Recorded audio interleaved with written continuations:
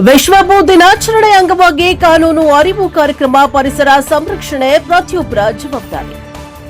ವಿಶ್ವ ಭೂ ದಿನಾಚರಣೆ ಅಂಗವಾಗಿ ದಾವಣಗೆರೆ ಜಿಲ್ಲೆಯ ಚನ್ನಗಿರಿಯಲ್ಲಿ ತಾಲೂಕು ಕಾನೂನು ಸೇವಾ ಸಮಿತಿ, ನ್ಯಾಯವಾದಿಗಳ ಸಂಘ ಹಾಗೂ ಕೃಷಿ ಇಲಾಖೆಯ ಸಂಯುಕ್ತ ಆಶ್ರಯದಲ್ಲಿ ನಗರದ ಕೃಷಿ ಇಲಾಖೆಯ ಸಭಾಂಗಣದಲ್ಲಿ ಕಾನೂನು ಅರಿವು ಕಾರ್ಯಕ್ರಮವನ್ನು ಅರ್ಥಪೂರ್ಣವಾಗಿ ಆಯೋಜಿಸಲಾಯಿತು. ಕಾರ್ಯಕ್ರಮವನ್ನು ಚನ್ನಗಿರಿ ವಕೀಲರ ಸಂಘದ ಅಧ್ಯಕ್ಷರಾದ ಎಚ್ ಮೋಹನ್ ಅವರು ಉದ್ಘಾಟಿಸಿ ಮಾತನಾಡಿದರು.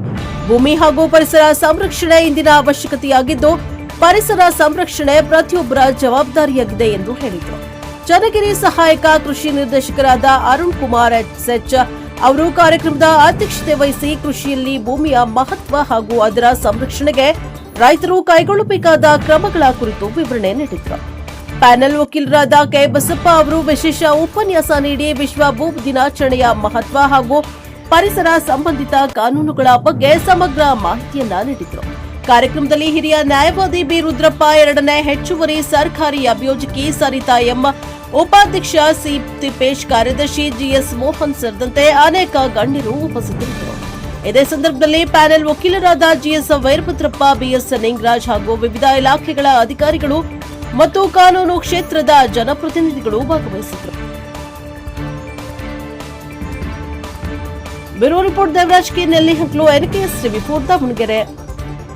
ಈಗಾಗಲೇ ಎರಡು ಮಹಾಯುದ್ಧಗಳನ್ನು ಅದರ ಜೊತೆ ನಮ್ಮ ಭಾರತದಲ್ಲಿ 1984ರಲ್ಲಿ ಭೂಪಾಲಕಾಯ್ದೆ ಅನಿಲ ಕೇಳಿ ಸಹಸ್ರಾರು ಸಂಖ್ಯೆಯ ಸಾವು ನೋವುಗಳಾಗಿ ಈಗಲೂ ಕೂಡ ಆ ಭೂಮಿ ಮೇಲೆ ಸರಿಯಾಗಿ ಒಂದು ಗಿಡ ಬೆಳೆಯೋಕ್ಕಾಗ ಅದಕ್ಕೋಸ್ಕರ ಹಿಂಗಾಗಿದೆ. ಭೂಮಿಯ ಮೇಲೆ ಜನಸಾಂದ್ರತೆ ಹೆಚ್ಚಾಗಿ ನಮ್ಮ ಜನರಿಗೆ ಒಕ್ಕೂಟದ ಸಂಘದ ಹಿರಿಯ ವಕೀಲರಾದ ರುದ್ರಪ್ಪನವರ, ನಮ್ಮ ಜನಗಿರಿ ನ್ಯಾಯಾಲಯದ ಸಹಾಯಕ ಅಭಿಯೋಜಕರ, ನಮ್ಮ ಸಂಘದ ಉಪಾಧ್ಯಕ್ಷರು, ಕಾರ್ಯದರ್ಶಿಯವರು, ಪ್ಯಾನೆಲ್ ವಕೀಲರಾದ ಬಸಪ್ಪನವರ, ಸಹಾಯಕ ಕೃಷಿ ನಿರ್ದೇಶಕರಾದ ಭೂಮಿಯನ್ನು ಕರೆ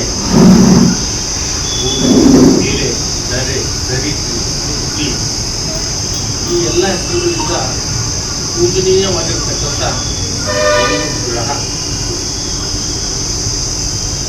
ಹಾಗಾದ್ರೆ ಈ ದಿನಾಚರಣೆ ಉದ್ದೇಶ ಏನು?